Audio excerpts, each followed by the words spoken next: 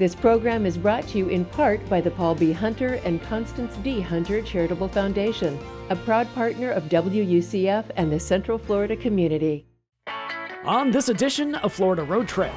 So we have this interesting tie of European and African history that's right here in Sanford, and how we play a piece in this puzzle with this huge global thing in the 19th century. A lot of people don't know that. We step back in time to reveal why the story of Sanford's history is bigger than you might think. And that's what we try to do, is be a reflection of the community. They've given so much to us in terms of volunteer hours, in terms of support and fundraising, in terms of just coming here and supporting conservation and education work we do. So we try to in turn make sure we're being a reflection of what the community's needs are. we'll take a trip to the Central Florida Zoo, where conservation, education, and community pride come together in a big way. Plus, there's a lot, in my opinion, to attract history buffs to the area, but it's a central hub of transportation as well. all aboard! Florida Road Trip is back on the road and steaming towards Sanford.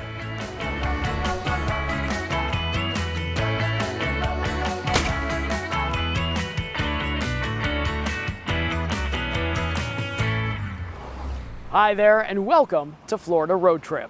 I'm Scott Feiss. In Sanford, Florida, the history of the city isn't merely just anchored to the brick streets downtown. It also flows through a mighty river and soars in the skies above Seminole County. Located just 25 minutes north of downtown Orlando, this community on the banks of the St. Johns River has many stories to share.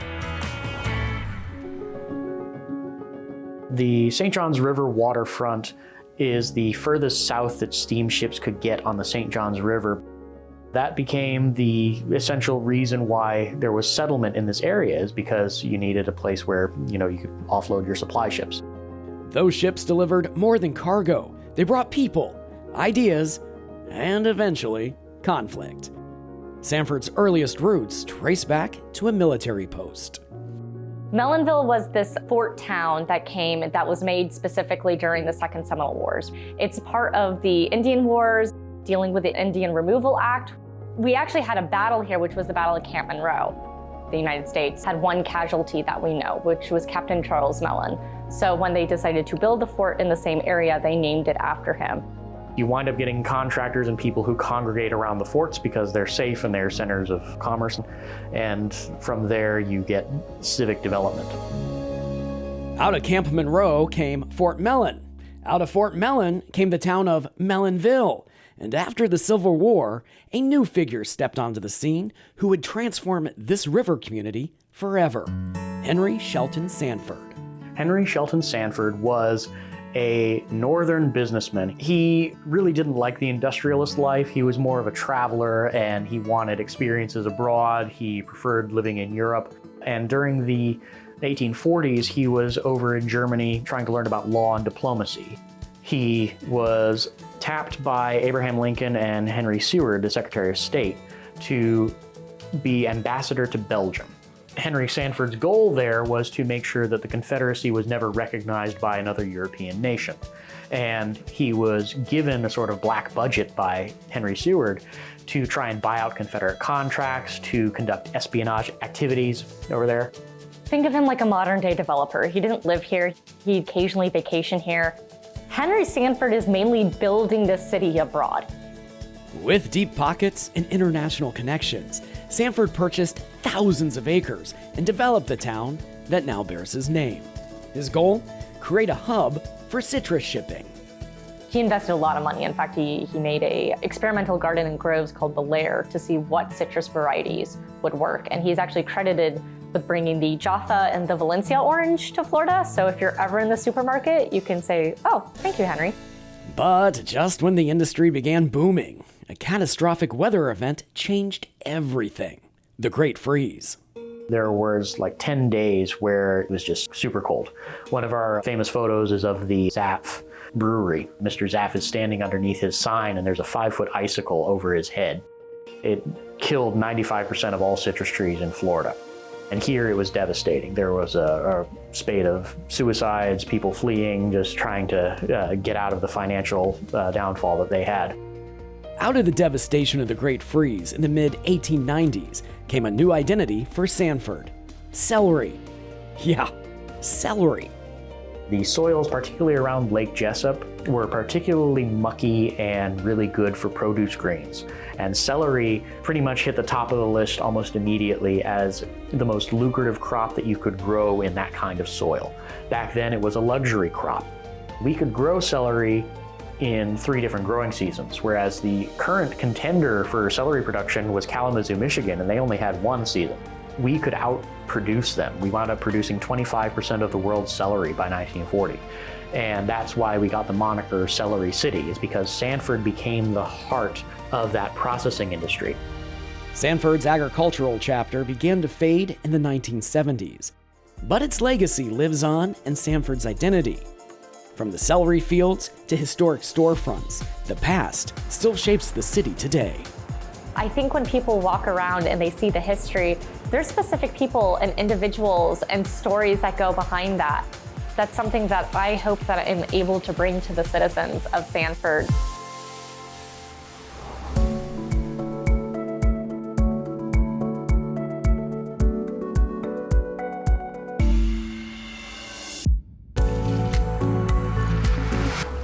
One of the most enduring places in the history of Sanford empowered commerce to flourish, prepared our military for 4 different theaters of combat, and allowed giants to soar.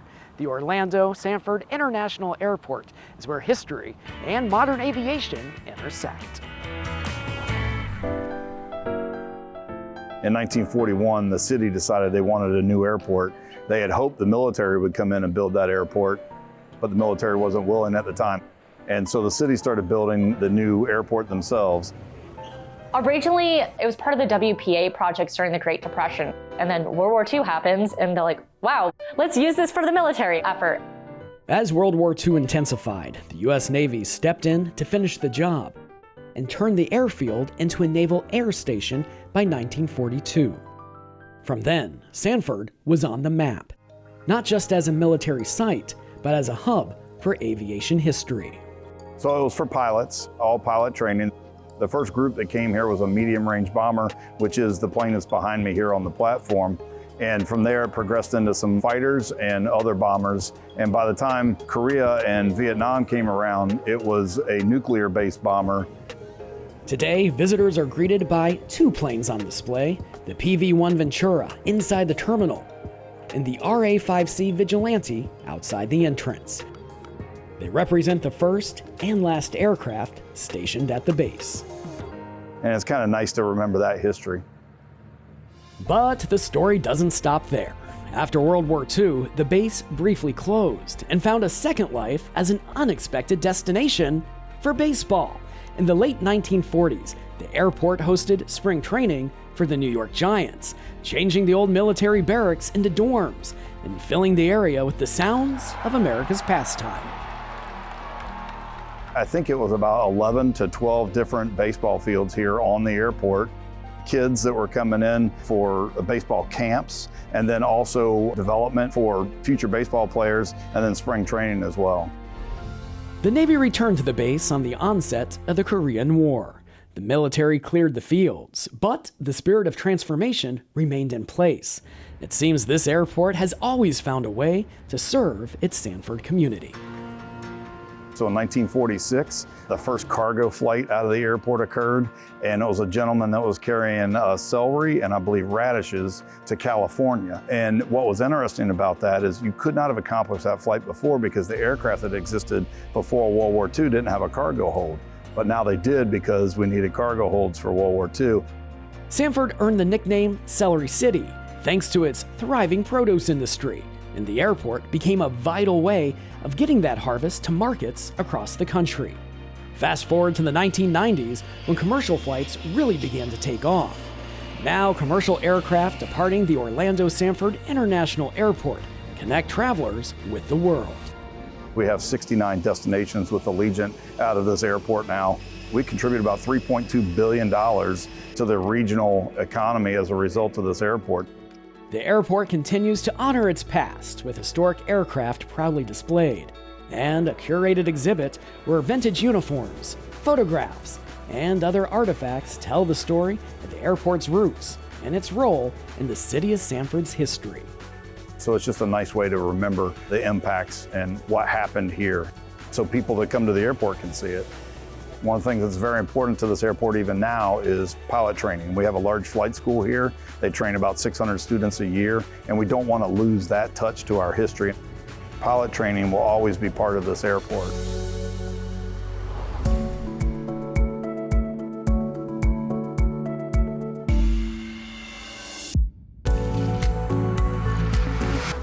In the late 1800s, a group of freed slaves came here and formed the Georgetown neighborhood. After about 20 years, they had created a self-contained, self-sustaining community. These early settlers then went on to play a pivotal role in the next chapter of Sanford's growth story. 1867, the Civil War was over and the Emancipation Proclamation had been signed.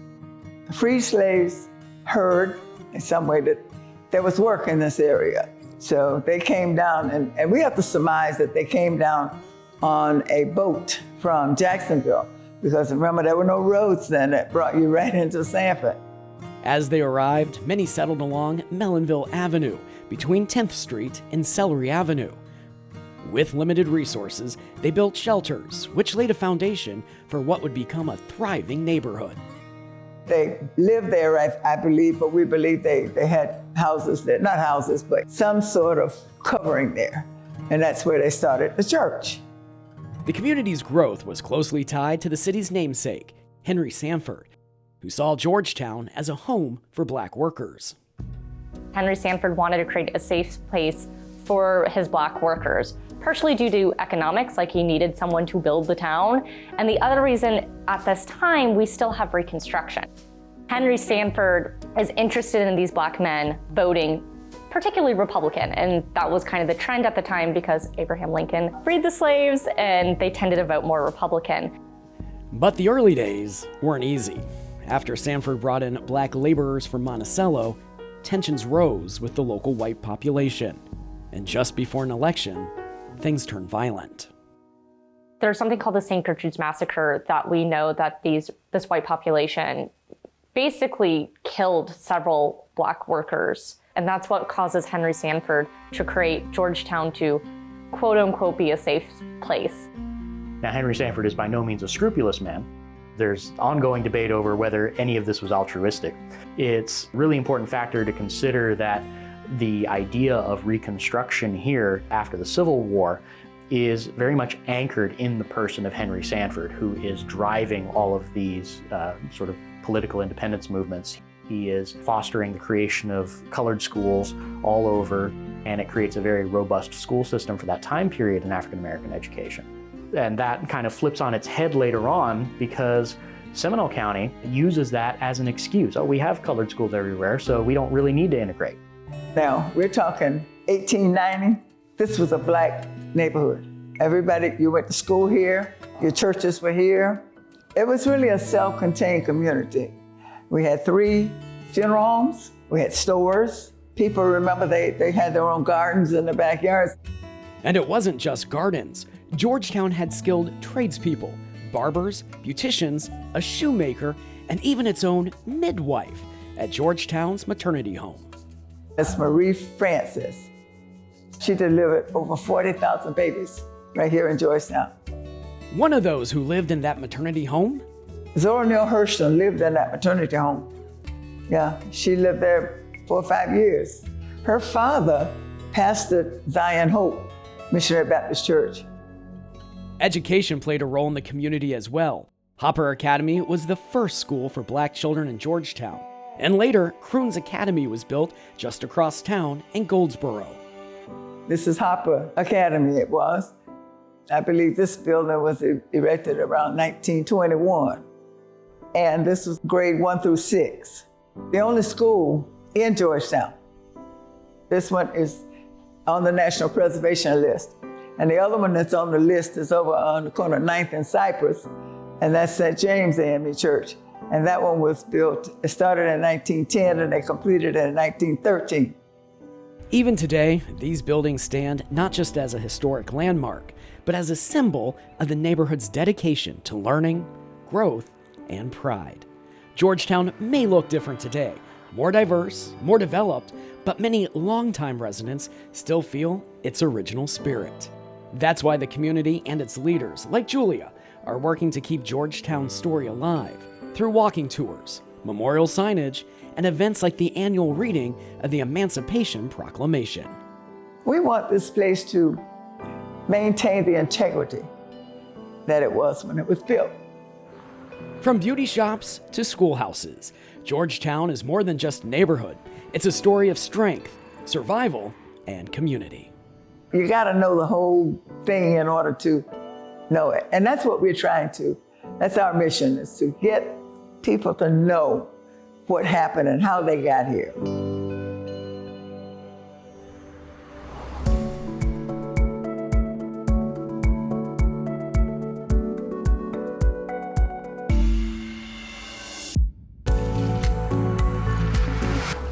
The St. Johns River, with its rare northward flowing current, stretches 310 miles. Everyone from the Temaquan to tourists of today have enjoyed its vast natural resources, along with majestic views like this one.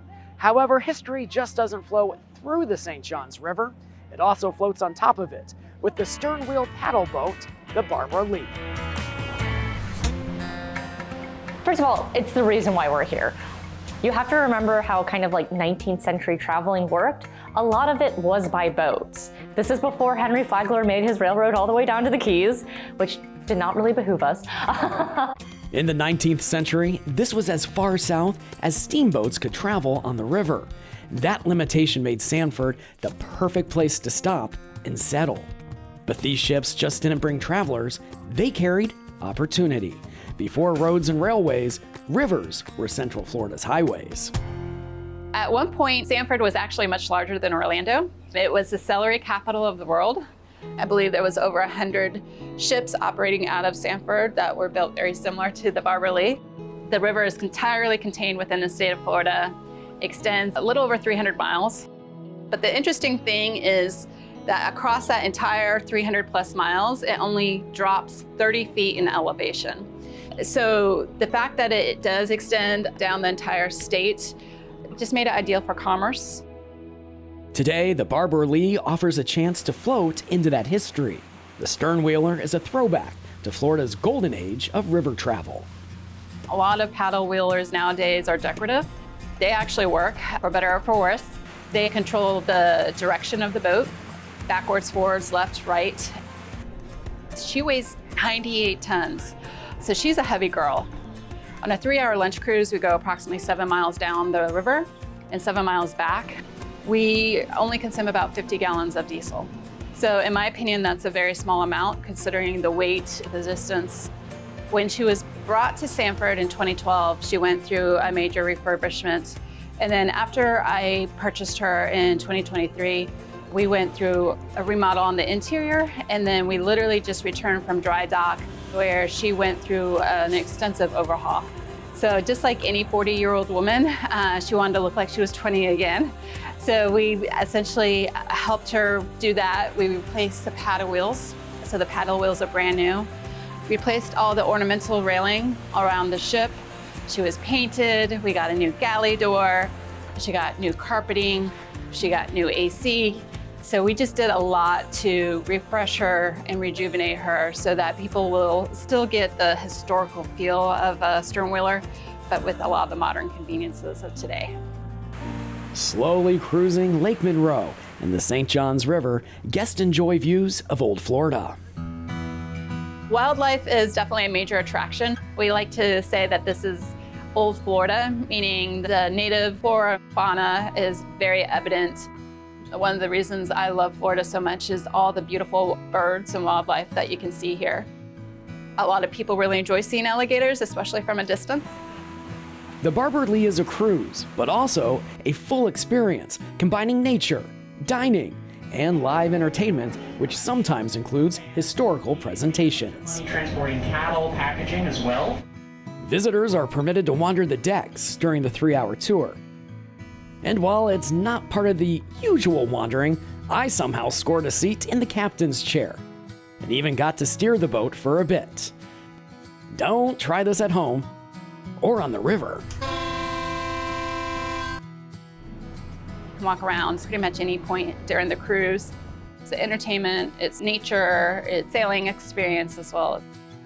Whether you're a history buff, a nature lover, or just looking to have a meal on the water, the Barbara Lee and the St. Johns River offer the perfect way to cruise into Florida's past.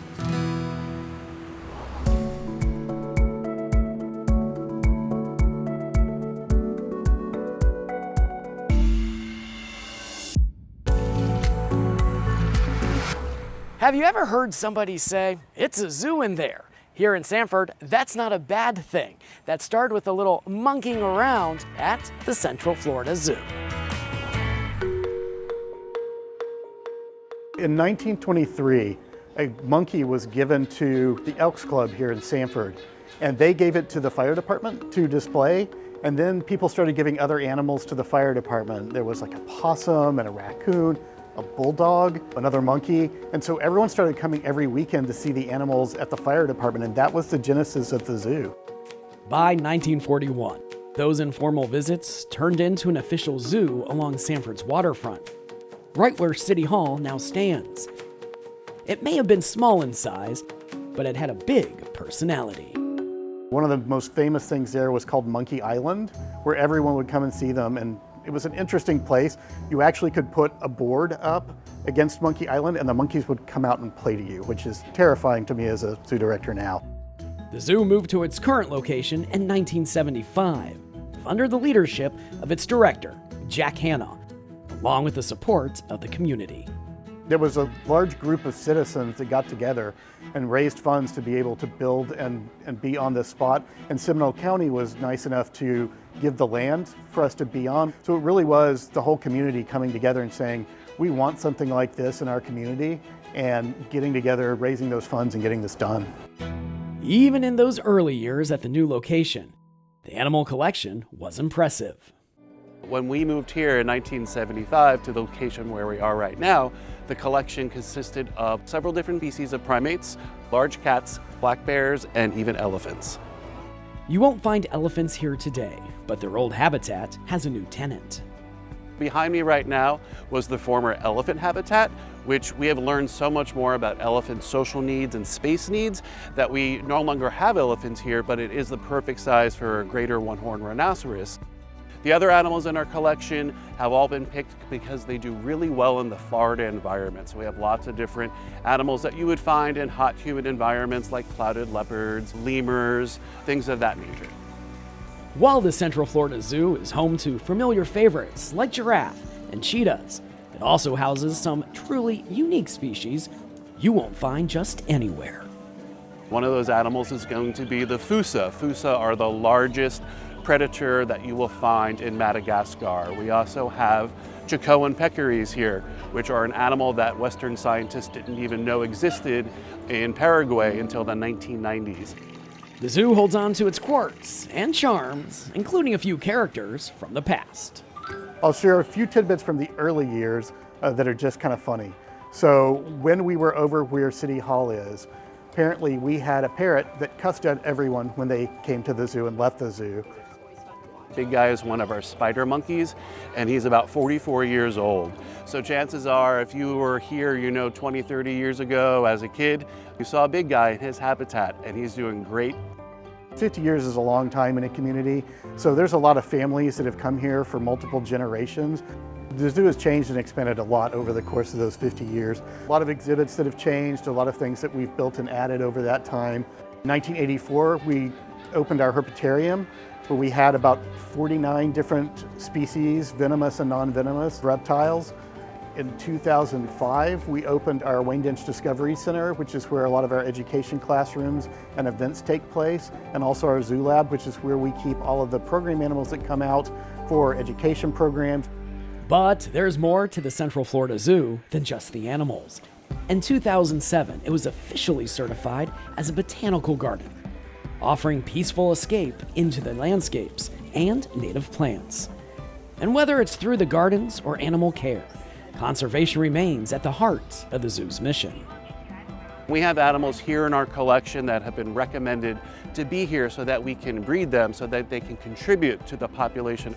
One of those animals would be our Amur leopards. There's about 80 individuals here in North America. We do have a male and a female, and they are in a breeding situation.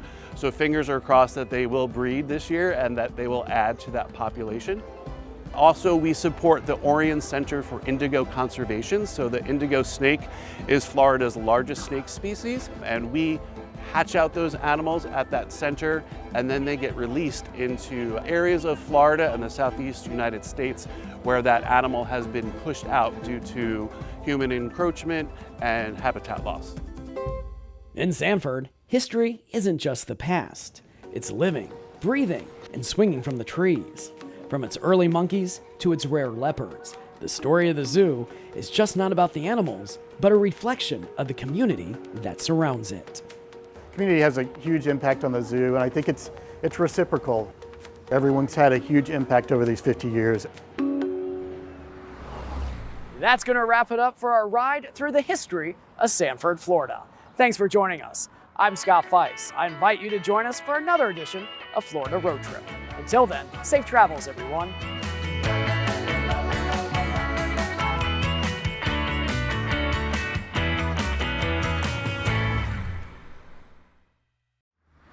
This program is brought to you in part by the Paul B. Hunter and Constance D. Hunter Charitable Foundation, a proud partner of WUCF and the Central Florida community.